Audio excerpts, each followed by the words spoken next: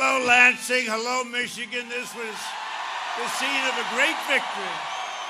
Remember that? 4 years ago, Donald Trump has won the state of Michigan. Oh, that was big. Hadn't been done in decades, but I don't know if you saw the poll just came out, we're up 3 in Michigan. And I think we're up a lot more. You know, they give you the fake polls. I think we're up a lot more. We're going to have a great red wave. People that want to go out and vote. They want to go out and they want to touch, they want to vote. It's a great red wave. It's happening in Florida. We're up in Florida, up 4. You know, I'm watching these guys, the way they talk, the poll, oh, they're down 25 in Michigan. I said, no, we're going to win Michigan. No, I kid when I say 25, but they put numbers. You know, they're called suppression polls. They make you, like, feel badly. So you say to your wife or you say to your husband, darling, let's go out to dinner and then we'll come back. We love our president. But, you know, the polls say he can't win. Well, right now we're leading in almost everywhere. We're leading almost everywhere. Now, I've got to say, I'm working my ass off here. This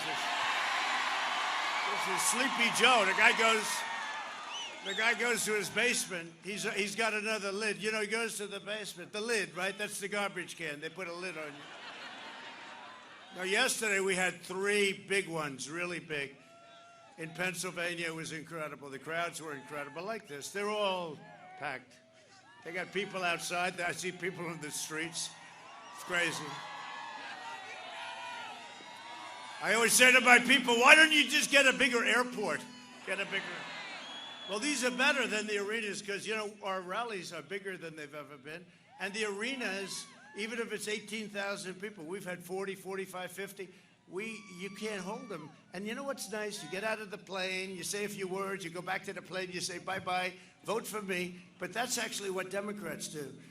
They say, vote for me, and they're lovely to you for a few months before the election. And after the election, they're gone. And nobody's done for Michigan what I have. You have car plants being built all over. And you didn't have a plant built in 42 years. You have them all over. I tell Japan, I tell Germany, no, we're not interested. Go and build plants. And I always suggest Michigan because I have to tell you, I think of cars, I think of Michigan. When I got the Man of the Year, I got Man of the Year in Michigan a long time ago, like 12 years ago. Nothing to do with politics. They wrote Man of the Year. I came here and I gave a big lecture of the fact. I said, Mexico is stealing your plants. They're going to Canada. You lost 32% of your car production. I said, what the hell is going on? It turned out to be quite a controversial acceptance, but I felt that.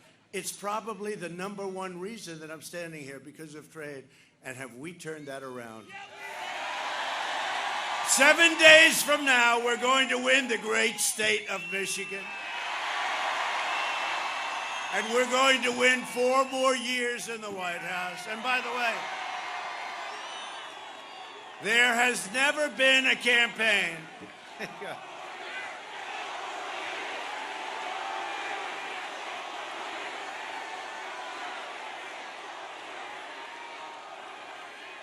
There has never been a campaign in the history of this country.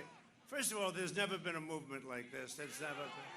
But there's never been a campaign, and we had the record. You know, the record was 4 years ago that has had more enthusiasm or bigger crowds. There's never been. Don't forget, they may have a crowd that's a big crowd the night before an election, you know, but not really. There's never been. Thank you.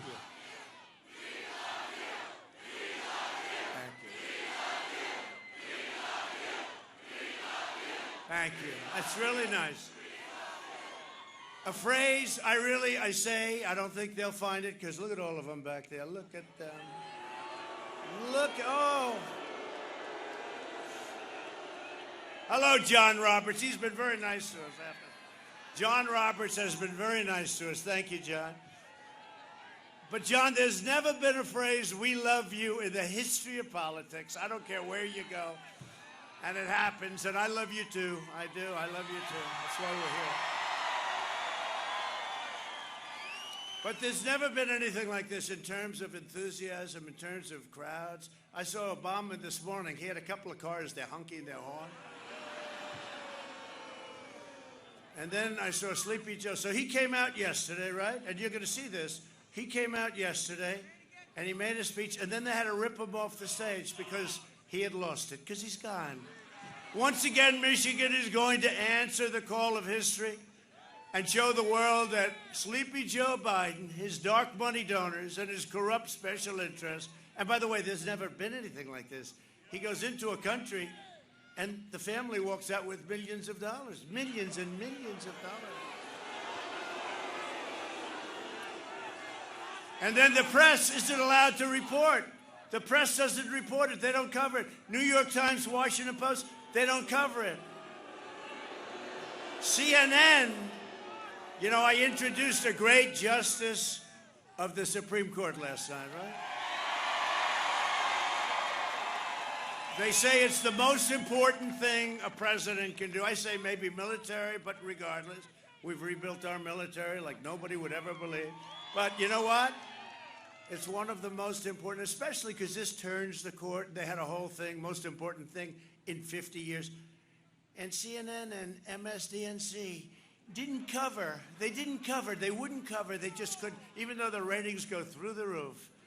60 Minutes had very good ratings the other night, a fake report, but the ratings go through the roof. But they didn't cover my introduction. Can you believe that?